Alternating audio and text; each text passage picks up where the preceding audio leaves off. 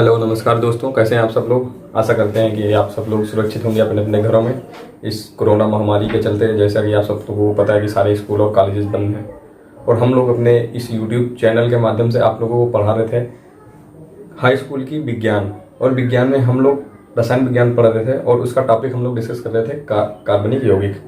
कार्बनिक यौगिक में पिछले 3 वीडियोज़ में हमने डिस्कस किया। पहले वीडियो में हमने डिस्कस किया था मेथेन, दूसरे वीडियो में डिस्कस किया था हमने क्या एथिलीन, और तीसरे वीडियो में हमने डिस्कस किया जो लास्ट वाला वीडियो था हमारा, उसमें हमने डिस्कस किया था एथिल अल्कोहल।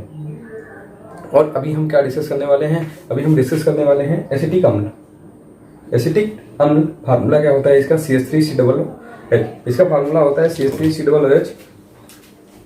अब जैसा कि कल हमने आपको बताया था कि जो रासायनिक सूत्र होता है उसे हम क्या बोलते हैं, उसे हम अणुसूत्र भी बोलते हैं। क्या बोलते हैं, उसे हम अणुसूत्र भी बोलते हैं। ठीक है, तो अब जैसे कि कोई आपसे पूछता है कि एसिटिक अम्ल का अणुसूत्र बताइए क्या होता है, तो CH3COOH होता है। फिर आगे क्या, आगे हम इसका IUPAC नाम पढ़ते हैं, क्या होता है इसका IUPAC क्या होता है, IUPAC भी देख लेते हैं। अब कोई बताएगा यहाँ पे कितने कार्बन परमाणु है, नंबर ऑफ कार्बन कितने हैं, नंबर ऑफ कार्बन जितने होंगे उसका हम एल्केन व्युत्पन्न लिखेंगे, उसके बाद उसमें क्या जोड़ देंगे, ओइक अम्ल। यही था हमने IUPAC में पढ़ा था। अगर आपको चीजें समझ में नहीं आ रही हैं, IUPAC नामकरण कैसे हमने किया है, तो आप पीछे हमारी प्लेलिस्ट में जाके चेक करिए, वहां पे आपको ये सारी चीजें हमने बड़ी डिटेल्स में बातचीत करी है, वहां पे आपको सारी चीजें समझ में आएंगी। ठीक है, तो जैसा हमने आपको बताया नंबर ऑफ कार्बन कितने, 2 हैं। 2 जहाँ पे 1 होता है वहां मेथेन, जहाँ पे 2 होते हैं एथेन, एथेन प्लस ओइक अम्ल। तो हम सीधे लिखते हैं एथेनोइक। तो इसका IUPAC क्या हो गया, एथेनोइक अम्ल। अब इसका क्या देखते हैं, इसका देखते हैं अणुभार कितना होता है, अणुभार भी देख लेते हैं। जैसे कि हमने आपको बताया जितने भी परमाणु होंगे सबका परमाणु भार लिखेंगे और जितने भी नंबर होंगे परमाणु के उससे उसका मल्टीप्लिकेशन करवा देंगे और सबको ऐड कर देंगे, टोटल जो आएगा वही परमाणु भार हो जाएगा, अणुभार हो जाएगा। अब कार्बन है 1 है तो उसका परमाणु भार 12, हाइड्रोजन है 3 है, हाइड्रोजन का परमाणु भार 1, 3 है उसका 3 से मल्टीप्लिकेशन करवा देंगे। ठीक है, फिर क्या है आगे क्या जुड़ा है, आगे फिर कार्बन जुड़ा है 1 जुड़ा है तो फिर हम इसका परमाणु भार लिखेंगे 12। फिर ऑक्सीजन 2 जुड़े हैं, एक ऑक्सीजन का परमाणु भार 16, तो 2 से मल्टीप्लिकेशन करवा देंगे, उसका 2 से गुणा करवा दिया। फिर एक और हाइड्रोजन परमाणु जुड़ा है। ठीक है, देखते हैं क्या होता है, 12, 3, 12, 32 प्लस 1 सबको जोड़ देते हैं, क्या होता है 12 दूना 24, 24 3 27, 27 1 28, 28 2 30, 30 60। तो इसका जो अणुभार होता है वो होता है 60। अब इसका देख लेते हैं क्या, इसका संरचना सूत्र देख लेते हैं। संरचना सूत्र हमने डिस्कस किया था पिछले IUPAC में, जब हमने आपको नामकरण बताया था वहां पे हमने संरचना सूत्र डिस्कस किया था।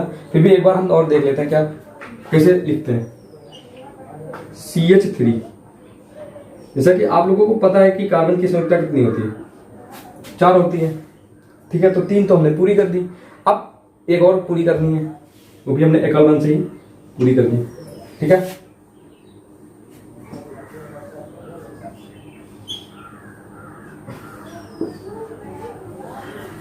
ये हो गया इसका संरचना सूत्र। अब देखते हैं कार्बन की दोनों कार्बन की संख्या 4 है कि नहीं, चेक कर लेते हैं। 1 2 3 4, मतलब पहले कार्बन की संख्या 4 है, हमने जो बनाया है सही बनाया है। अगले कार्बन पे देखते हैं 2 1 3 1 4, यहाँ भी 4 है, तो जो हमने संरचना सूत्र बनाया है वो सही है।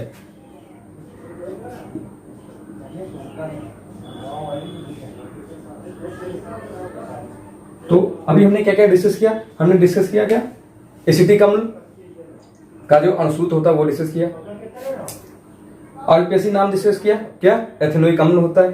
फिर अणुभार हमने उसका निकाला 60 आता है। उसके बाद फिर संरचना सूत्र हमने डिस्कस किया। अगर इसमें से किसी भी चीज में आपको दिक्कत है, अणुभार में दिक्कत है या संरचना सूत्र निकालने में दिक्कत है या IUPAC नाम लिखने में दिक्कत है, तो आप हमारी प्लेलिस्ट में जाकर चेक कर सकते हैं। वहां पे हमने आपको IUPAC में सारी चीजें बड़े डिटेल्स में डिस्कस करी हैं, आपको सारी चीजें समझ में आएंगी। तो हमने एसिटिक अम्ल के बारे में बेसिक नॉलेज इकट्ठा कर ली कि इसका अणुभार कितना होता है, अणुसूत्र क्या होता है और IUPAC नाम क्या होता है। अब हम देखते हैं कुछ भौतिक गुण। भौतिक गुण क्या होते हैं? पहले भौतिक गुण देख लेते हैं, फिर बनाने की विधि देखते हैं।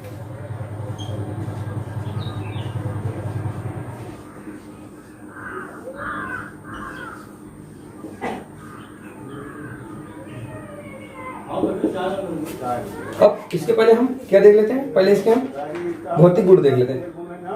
भौतिक गुण क्या होते हैं? पहली चीज क्या होता है, ये रंगहीन होता है। घरों में सब लोगों के घर में सिरका पाया जाता है। सिरके का कोई रंग होता है क्या? रंगहीन होता है, लेकिन उसमें एक चीज होता है क्या, उसमें गंध होती है और बहुत तीखी गंध होती है, तो तीव्र गंध युक्त, तीव्र गंध युक्त। एक हमने डिस्कस कर लिया। अभी हम अगले इसके भौतिक गुण की तरफ चलते हैं। अगला भौतिक गुण क्या है इसका? इसका क्वथनांक क्या होता है? इसका क्वथनांक होता है 391 केल्विन। 391 केल्विन। गलनांक देखते कितना होता है। गलनांक कोई बताएगा इसका गलनांक क्या होता है? इसका गलनांक होता है 290 केल्विन। और इसके स्वाद के बारे में बात कर लेते हैं। यह स्वाद में खट्टा होता है, जैसा कि अधिकतर घरों में सिरके का सेवन किया जाता है, तो सब लोग खाते हैं। सभी को पता होगा कि सिरके का स्वाद कैसा होता है, खट्टा होता है। तो स्वाद हमने खट्टा लिख लिया। और ये जल में विलेय होता है। क्या इसकी विलेयता जल में होती है? जल में विलेय भी होता है। जल में विलेय भी होता है। तो हमने इसके कुछ जो मेन भौतिक गुण थे वो हमने डिस्कस कर लिए। क्या पहला क्या डिस्कस किया? रंगहीन तीव्र गंधयुक्त होता है। दूसरा क्या? क्वथनांक कितना होता है? 391 केल्विन होता है। फिर गलनांक क्या होता है? गलनांक 290 केल्विन होता है।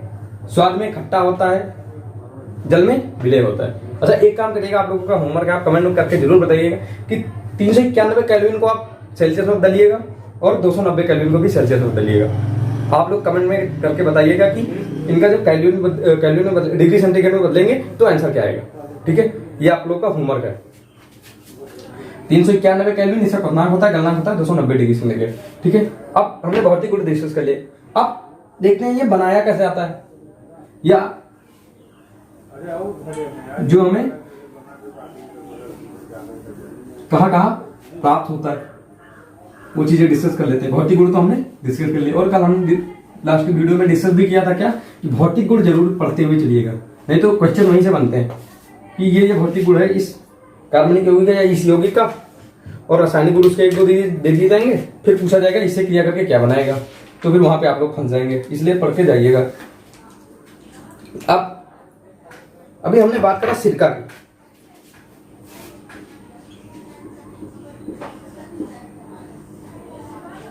सिरका क्या होता है? सिरका क्या होता है, कोई बताएगा? What is vinegar? सिरका होता है 3.4% एसिटिक अम्ल का, एसिटिक अम्ल का जल में विलयन। कोई आपसे कहीं पूछ सकता है व्यवहारिक बातचीत में कि सिरका किसे कहते हैं, तो लोग बताते हैं एसिटिक अम्ल को कहते हैं, लेकिन सिरके की असली परिभाषा होती है कि 3.4% एसिटिक अम्ल का जल में विलयन, ये कहलाता है सिरका। अच्छा, एक कभी कभी क्वेश्चन पूछा जाता है, परिभाषा पूछी जाती है कि ग्लेशियल एसिटिक अम्ल किसे कहते हैं? क्या ग्लेशियल एसिटिक अम्ल किसे कहते हैं? ग्लेशियल एसिटिक अम्ल किसे कहते हैं? सिरका तो ऑलमोस्ट सबके घर में पाया जाता होगा। आप लोगों को पता भी होगा क्या कि जैसे ठंडियों में सिरका जम जाता है, ठंडियों में सिरका जम जाता है, और जमने की वजह से, इसे जमने के गुण की वजह से इसे बोलते हैं ग्लेशियल एसिटिक अम्ल। बस एसिटिक अम्ल और ग्लेशियल एसिटिक अम्ल में कोई अंतर नहीं है, क्योंकि ये जम जाता है इसीलिए इसे ग्लेशियल एसिटिक अम्ल बोलते हैं। क्वथनांक अभी आपको बताया दिया है, गलनांक बता ही दिया है। तो क्योंकि ये ठंडियों के दिनों में जम जाता है, एसिटिक अम्ल सिरका जो होता है वो ठंडियों के दिनों में जम जाता है, इसीलिए उसे हम ग्लेशियल एसिटिक अम्ल कहते हैं। ठीक है, तो हमने सिरका की परिभाषा पढ़ ली, हमने ग्लेशियल एसिटिक अम्ल की परिभाषा पढ़ ली। अब देखते हैं कि जो हमारा एसिटिक अम्ल होता है वो बनाया कैसे आता है, उसके बनाने की विधि।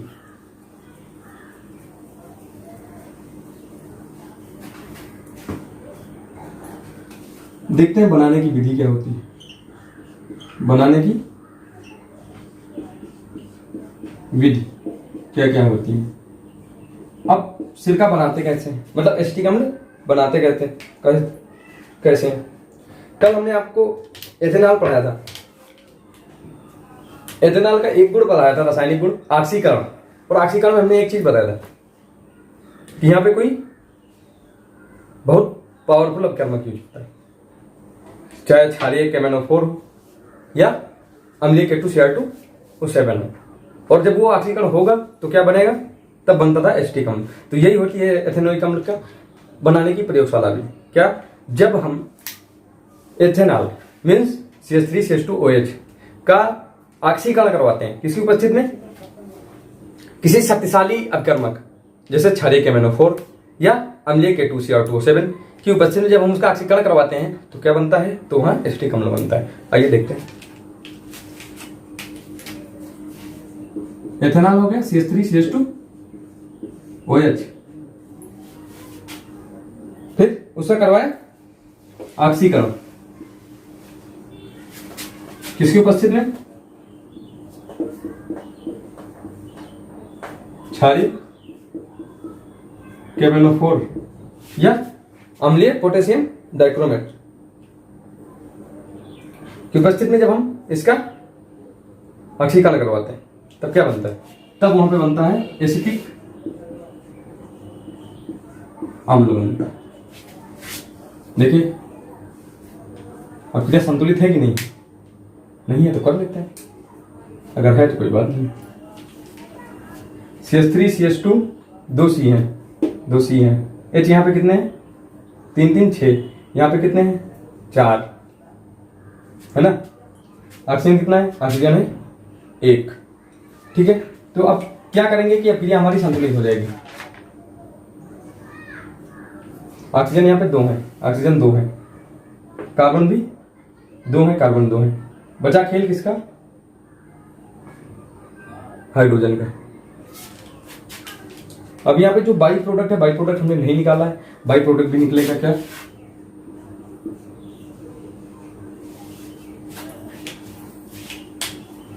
जल।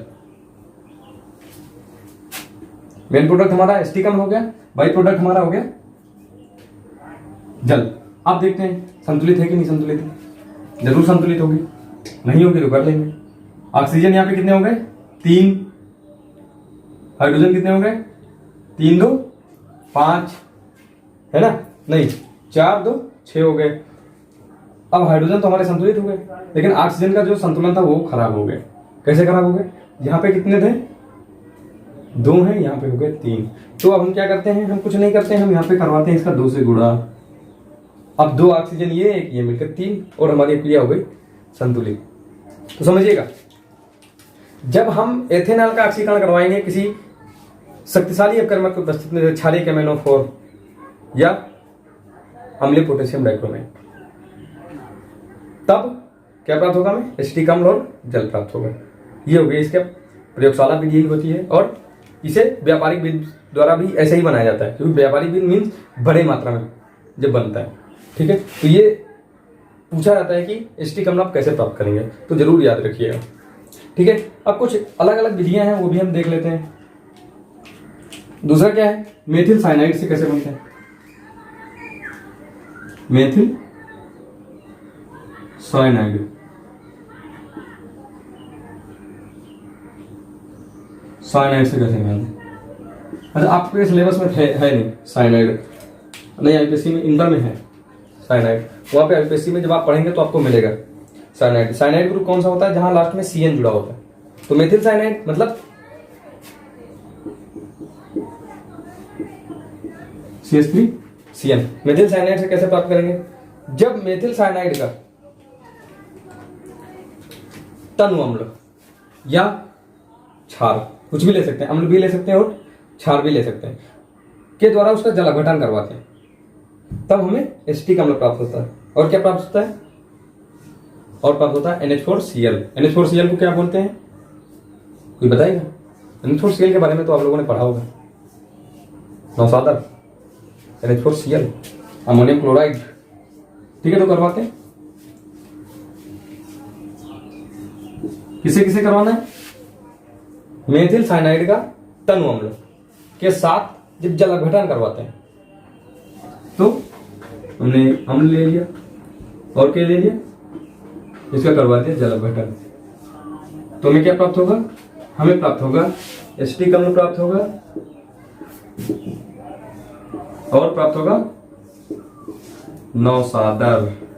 ध्यान दीजिएगा, NH4Cl अमोनियम क्लोराइड, ठीक है। अब क्रिया संतुलित है कि नहीं देख लेते हैं।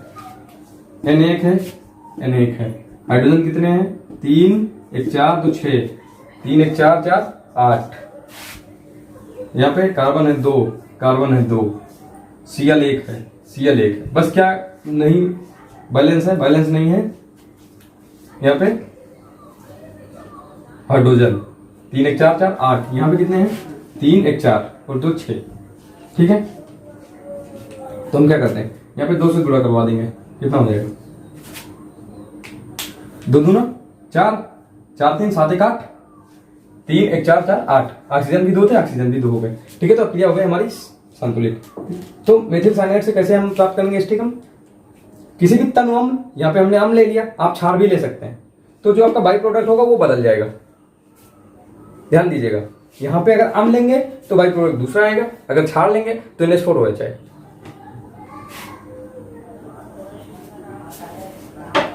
ध्यान दीजिएगा, गलती मत करिएगा। तनु अम्ल तनु क्षार दोनों भी ले सकते हैं, कोई गलती नहीं है। ऐसा नहीं है कि नहीं अम्ल ही ले सकते हैं, अम्ल ले सकते हैं, क्षार भी ले सकते हैं, कुछ भी ले सकते हो, आपकी मर्जी, ठीक है। फिर अगली एक प्रोडक्ट और है, उससे भी निकाल सकते हैं। उसे क्या कहते हैं? एसिटेमाइड। एसिटेमाइड से कैसे प्राप्त करेंगे? एसिटेमाइड का सूत्र क्या होता है, कोई बताएगा? एमाइड ग्रुप कब जुड़ता है? एसिटेमाइड का फार्मूला होता है CH3CONH2। ये हो गया आपका एसिटेमाइड। जब एसिटेमाइड और नाइट्रस अम्ल, अच्छा नाइट्रस अम्ल और नाइट्रिक अम्ल दोनों का फार्मूला कोई बताएगा? क्या क्या अलग होता है कि एक ही होता है? नाइट्रस अम्ल और नाइट्रिक अम्ल, नाइट्रस अम्ल होता है HNO2 और नाइट्रिक अम्ल होता है HNO3। ध्यान दीजिए, गलती मत करिएगा, ठीक है। तो ये एसिटेमाइड की क्रिया हम किससे करवाएंगे? नाइट्रस अम्ल से। बनेगा क्या हमारा? क्या बना रहे थे हम?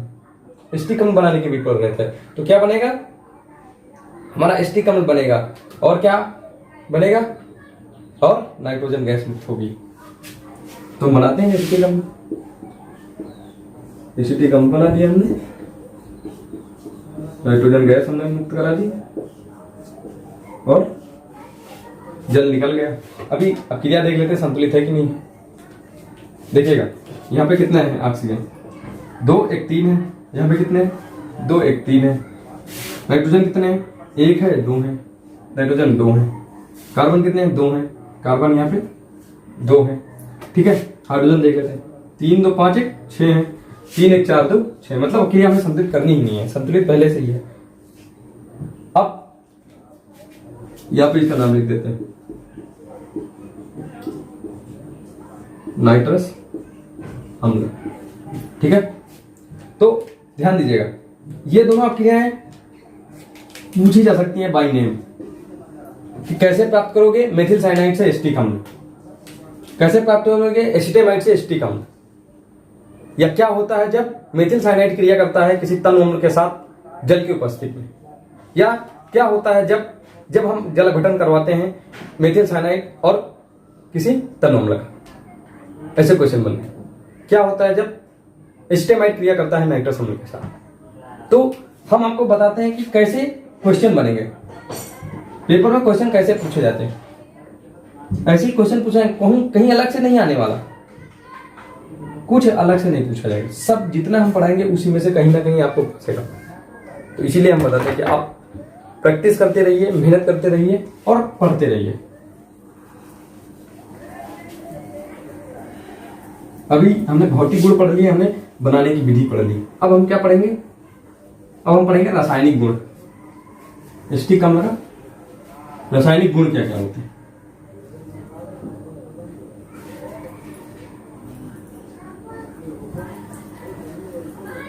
रासायनिक गुण पढ़ लेंगे, फिर हम उसके उपयोग पढ़ेंगे, फिर उसके बाद टॉपिक को क्लोज करेंगे। रासायनिक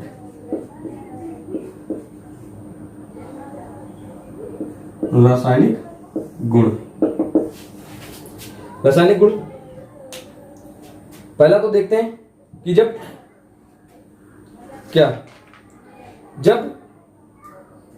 अपचयन होता है एसिटिक अम्ल का, एसिटिक अम्ल का जब अपचयन होता है तो क्या बनता है। अच्छा, एक हम आपको ट्रिक बता दें, ध्यान रखिएगा, काम आएगी आगे।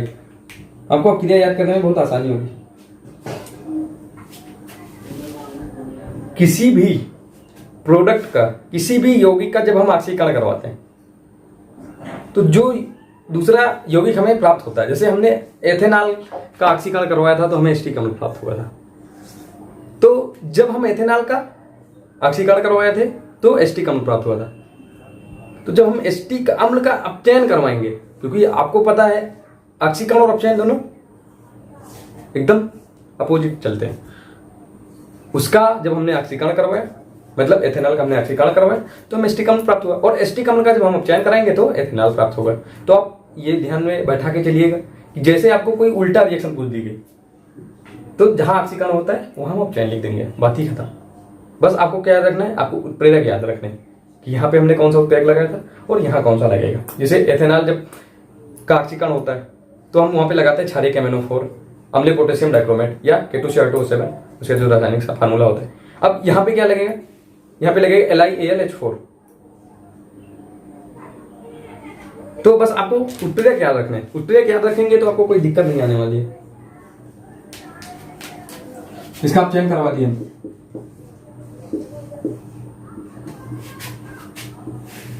किसके साथ, LiAlH4।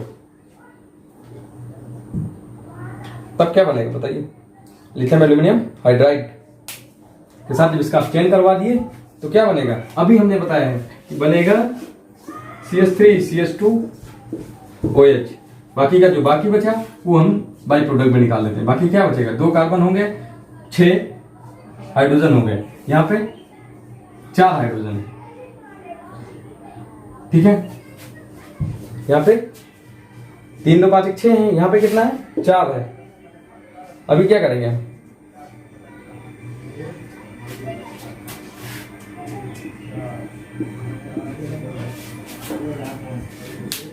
अब कितना होगा, जोड़िए, बराबर हो जाएगा कि नहीं बराबर हो जाएगा। 3 2 5 1 6 2 8 और यहाँ पे हाइड्रोजन ऑक्सीजन 2 हो गए, ठीक है। देखिए अभिक्रिया संतुलित है कि नहीं है, देखिए बताइए संतुलित है कि नहीं है।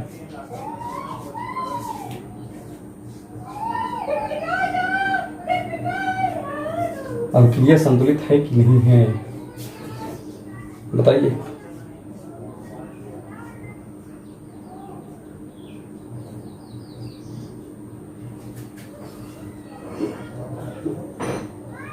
दो कार्बन 2 ऑक्सीजन 2 ऑक्सीजन, 3 2 5 1 6 2 8 3 1 4 1 4 8। तो मतलब अभिक्रिया है हमारी संतुलित। इसलिए हमने पूछा था कि आप ध्यान देंगे कि नहीं देंगे। यहाँ पे 4 हाइड्रोजन इधर भी तो लगे हैं। ये छोटी छोटी गलतियां होती हैं और कोई बड़ी गलती नहीं होती। अब इसका एक और रासायनिक गुण पढ़ते हैं, इसका जब हम हैलोजनीकरण करवाते हैं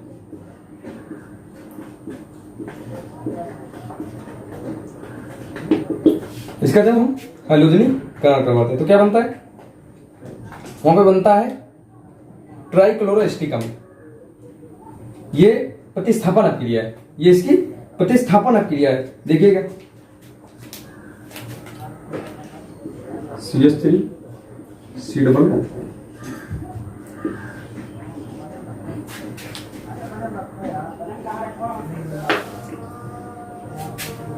HCl हमने निकाल दिया। अब क्या बचे, एक H ये निकल गया, Cl2 ये निकल गया। अब क्या बनेगा बताइए, यहां बनेगा CH2 COO,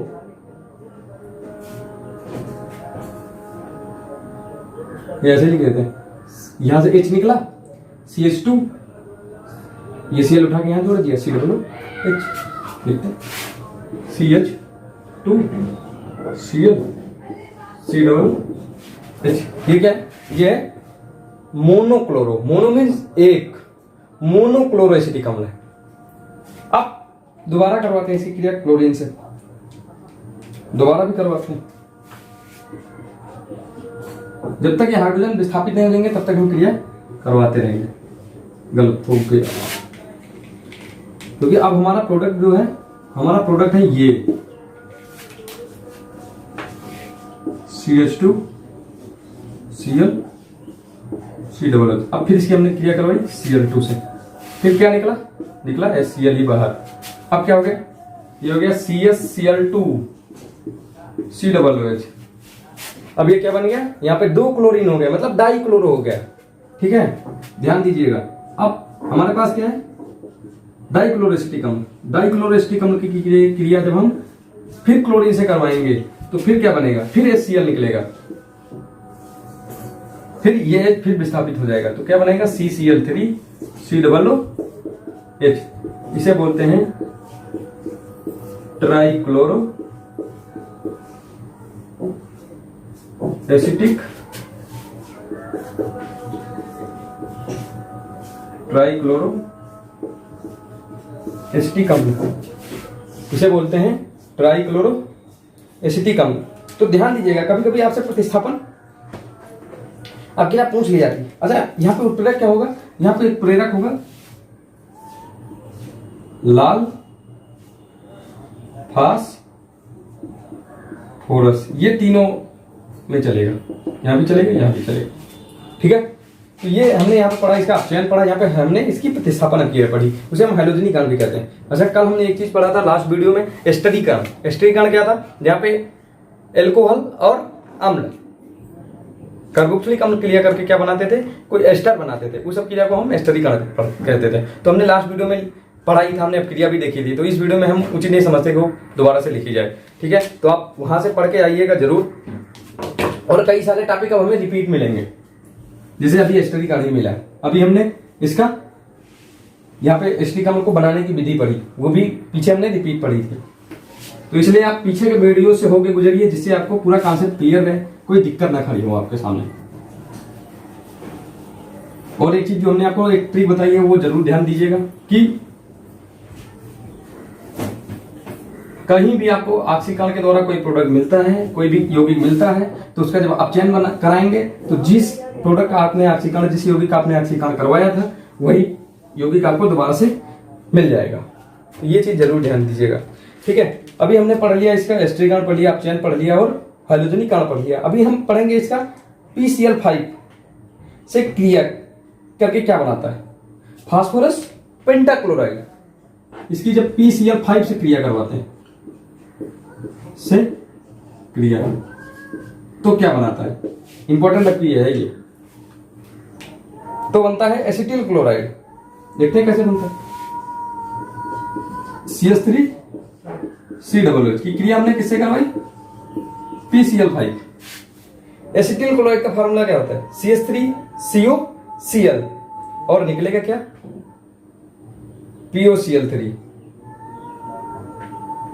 POCl3।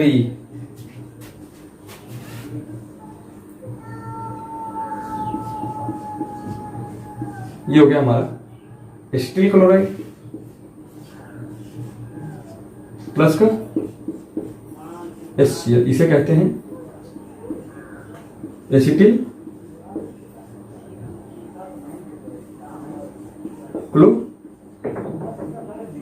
क्लोराइड। ठीक है, अब हम संतुलित करके देख लेते हैं फिर संतुलित है कि नहीं है। यहाँ पे 2 3 5, ठीक है, oxygen 2, oxygen 2, chlorine 5, phosphorus 1, phosphorus 1, मतलब उधर का संतुलित। ठीक है, हाइड्रोजन 4, हाइड्रोजन 4, कार्बन 2, कार्बन 2, मतलब अक्रिया हमारी संतुलित है पहले से ही। ठीक है, कभी कभी PCl3 और SOCl2 से भी पूछ लेते हैं। तो जैसे सेम अक्रिया ये हुई है ऐसे ही वो भी अक्रिया होगी, प्रोडक्ट आपका सेम ही बनेगा, स्टील क्लोराइड ही बनेगा। बाकी के जो बाई प्रोडक्ट है वो आप अपने हिसाब से निकाल लीजिएगा। ठीक है, PCl5 से हमने क्रिया करवा ली।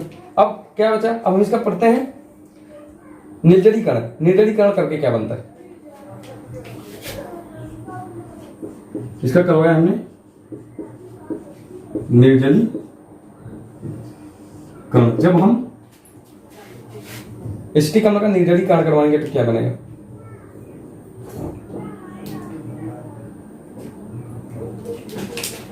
देखते हैं क्या बनता है। एसिटिक अम्ल के हमने कितने मोल लिए, हमने ले लिए यहाँ पे 2 मोल। ठीक है, एसिटिक अम्ल के हमने ले लिए 2 मोल। सॉरी, और फिर P2O5 की उपस्थिति में इसका हमने कराया निर्जलीकरण, गर्म कर दिया। P2O5 की उपस्थिति में क्या बनेगा, देख लेते हैं क्या बनेगा। बनेगा एसिटिक एनहाइड्राइड। एसिटिक क्या बनेगा, एसिटिक एनहाइड्राइड। पहले तो हम इसका बाई प्रोडक्ट निकालते हैं, क्या निकलेगा, बाई प्रोडक्ट यहां से निकालते हैं। ये निर्जलीकरण है तो जल भी तो निकलेगा ना, जल निकल गया। अभी हमारे पे कितना बचा, एक CH3CO, 2 O यहां पे बचे, 1 O यहां पे बचा। लिख लेते हैं CH3CO, फिर लिखते हैं CH3CO, ऑक्सीजन जोड़ देते हैं। ये हो गया एसिटिक एनहाइड्राइड, और जल जो निकला था हमारे साथ, इसका नाम क्या है, इसका नाम है एसिटिक एनहाइड्राइड।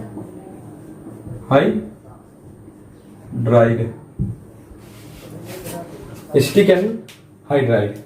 जब P2O5 की उपस्थिति में एसिटिक अम्ल का निर्जलीकरण करेंगे तो हमें क्या प्राप्त होगा, हमें प्राप्त होगा एसिटिक एनहाइड्राइड। ठीक है, अब कुछ 1-2 नेमिंग रिएक्शन है वो भी पढ़ लेते हैं, फिर टॉपिक को उपयोग पढ़ के टॉपिक को क्लोज करेंगे।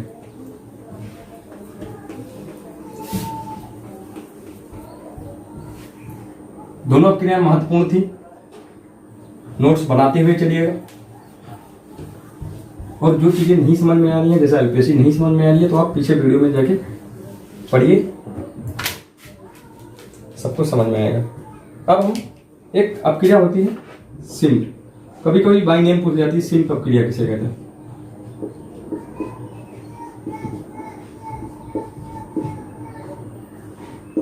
बोलो किसे, स्मिट भी कहते हैं, स्मिट। जैसे सिम्प प्रक्रिया किसे कहते हैं, जब हम शांत सल्फ्यूरिक अम्ल की उपस्थिति में जब एसिटिक अम्ल की क्रिया हाइड्रोजोइक अम्ल, ध्यान दीजिएगा, हाइड्रोजोइक अम्ल N3H, थोड़ा सा डिफरेंस है। डिफरेंस क्या है, N3H हाइड्रोजोइक अम्ल के साथ जब करवाते हैं तो क्या बनता है, बनता है मेथिलेमीन, और कार्बन डाइऑक्साइड N2 वहां पे रिलीज करता है। लिखते हैं CH3COOH की क्रिया हमने किससे करवाई, हाइड्रोजोइक अम्ल के साथ करवाएंगे। हाइड्रोजोइक अम्ल का फार्मूला अभी हमने आपको बताया, क्या, N3H। थोड़ा सा डिफरेंस है अमोनिया और हाइड्रोजोइक अम्ल में। क्या, हाइड्रोजोइक अम्ल में N3H होता है, वहां पे क्या होता है NH3। थोड़ा सा दिमाग खोल के चलिएगा। क्या क्या बनेगा? बनेगा मेथिलेमीन, मेथिल एमीन बनेगा। और क्या बनेगा? अभी हमने आपको बताया N2 रिलीज होगा। और क्या रिलीज होगा? और रिलीज होगी CO2, नाइट्रोजन रिलीज हुई। और क्या रिलीज हुई? और हुई CO2 रिलीज। अब देख लेते हैं अब क्रिया संतुलित है कि नहीं है। यहाँ पे नाइट्रोजन कितने हैं? नाइट्रोजन 3 है, नाइट्रोजन 3 है। हाइड्रोजन कितने हैं? 3 1 4 1 5 है। तो यहाँ पे कितने हैं? 3 2 5 है। कार्बन कितने? कार्बन है 2 2, यहाँ पे 1 2। ऑक्सीजन कितने बचे? ऑक्सीजन हो गए 2, ऑक्सीजन में 2, मतलब क्रिया हमारी है संतुलित। तो इसका हम नाम लिख देते हैं क्या?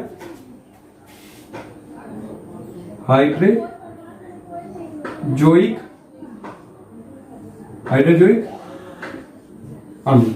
ठीक है, इसे बोलते हैं मेथिल एमीन। ठीक है, क्या कभी आपसे बाई नेम पूछ रहे सिम्ट ऑफ क्रिया किसे कहते हैं?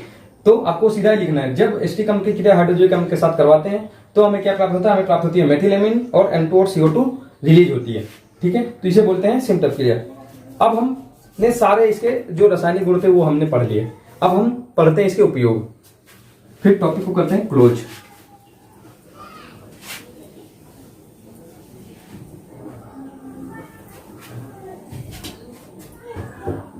पढ़ते हैं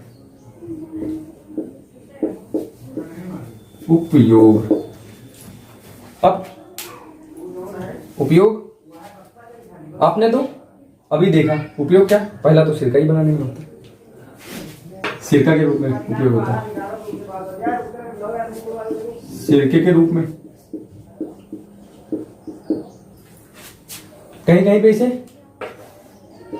कुछ प्रोडक्ट बनाने में, कुछ रासायनिक यौगिक बनाने में, कार्बनिक यौगिक बनाने में इसका उपयोग कर दिया जाता है। जैसे अभी हमने आपको बताया एसिटिक एनहाइड्राइड, एसिटिक एनहाइड्राइड बनाने में, एसिटिक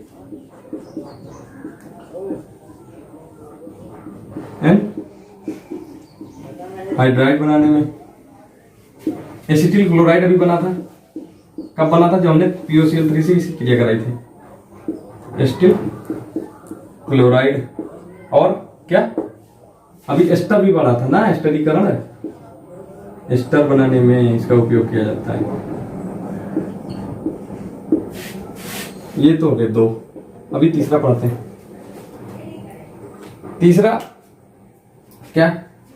अब क्योंकि ये बनाया है तो कहीं ना कहीं ये अभिकर्मक होगा, तो इसका हम अभिकर्मक के रूप में भी इसका प्रयोग करते हैं। ठीक है, तो ये 3 जो प्रमुख उपयोग थे वो हमने डिस्कस कर लिया। क्या? पहला तो सिरके के रूप में, दूसरा क्या? एसिटिक एनहाइड्राइड, एसिटिल क्लोराइड और एस्टर बनाने में, तीसरा क्या? अभिकर्मक के रूप में। तो अब हमने पढ़ लिए, उसके उपयोग भी पढ़ लिए। तो हम इस टॉपिक को क्लोज करते हैं यहीं पे। आशा करते हैं आपको हमारा वीडियो समझ में आया होगा। क्या क्या डिस्कस किया आज एसिटिक अम्ल में, वो एक बार हम फिर से रिवाइज कर लेते हैं। क्या हमने डिस्कस किया? हमने पहले एसिटिक अम्ल का जो रासायनिक फार्मूला होता है वो डिस्कस किया, फिर हमने उसका अणुसूत्र देखा। रासायनिक फार्मूला और अणुसूत्र तो सेम ही होता है, वो देखा। फिर अणुभार देखा, अणुभार निकालते कैसे वो हमने आपको एक बार दोबारा से बताया। फिर उसका हमने क्या? संरचना सूत्र पढ़ा, संरचना सूत्र पढ़ा। उसके बाद फिर हमने क्या पढ़ा? हमने पढ़े इसके कुछ भौतिक गुण। और उसके बाद फिर क्या हमने पढ़ा? सिरके की परिभाषा पढ़ी। सिरके की परिभाषा पढ़ने के बाद फिर हमने क्या पढ़ा? फिर ग्लेशियल एसिटिक अम्ल किसे कहते हैं वो हमने पढ़ा। उसके बाद फिर हमने क्या पढ़ा? उसके बाद हमने इसका रासायनिक गुण पढ़ना स्टार्ट किया। रासायनिक गुण में हमने क्या क्या पढ़ा? रासायनिक गुण में हमने पढ़ा कि जब इसका अपचयन करवाते हैं तो क्या होता है। फिर इसका हमने निर्जलीकरण पढ़ा। निर्जलीकरण पढ़ने के बाद हमने क्या पढ़ा? हमने एसिटिक एनहाइड्राइड कैसे बनाते हैं वो हमने पढ़ा। उसके बाद फिर हमने इसके उपयोग पढ़े। तो हमने पूरा एसिटिक अम्ल एक बार दोबारा से हमने आपको एक समराइज कर दिया है। और बाकी के जो 3 वीडियोज हमने पीछे बनाए हैं वो भी जाके आप पढ़ेंगे तो आपको बाकी सारी चीज़ें क्लियर होती जाएंगी। जैसे हमने आप आज एस्टरीकरण के बारे में कुल बात ही करी, उसे हमने लिख के नहीं देखा कि अब क्रिया क्या होती है। तो वो सारी चीज़ें आप हमारी पीछे प्लेलिस्ट में जाएंगे तो सारी चीज़ें आपको मिलेंगी और वहाँ से आपकी सारी चीज़ें क्लियर होती चली जाएंगी।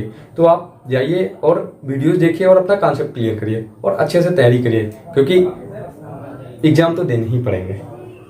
इसलिए पढ़ते रहिए और एग्जाम नहीं भी देने पड़े तो अपने पास नॉलेज तो हो ही जाएगा। अभी नहीं हाई स्कूल में, नहीं तो इंटर में, कभी ना कभी तो कोरोना खत्म होगा और एग्जाम होंगे। तो इसलिए पढ़ते रहिए मन लगा के और जम के पढ़ाई करिए, जम के कॉन्सेप्ट क्लियर करिए और हमारे वीडियोस को लाइक करिए, सब्सक्राइब करिए। और जो हमने आपको होमवर्क दिया है, होमवर्क जरूर याद रखिएगा क्या कि गलनायक और क्वथनांक जो हमने बताया था उसको हमने केल्विन में बताया था, उसे आप डिग्री सेंटीग्रेड में कितना होगा आप जरूर कमेंट करके बताइएगा। Thank you, all the best.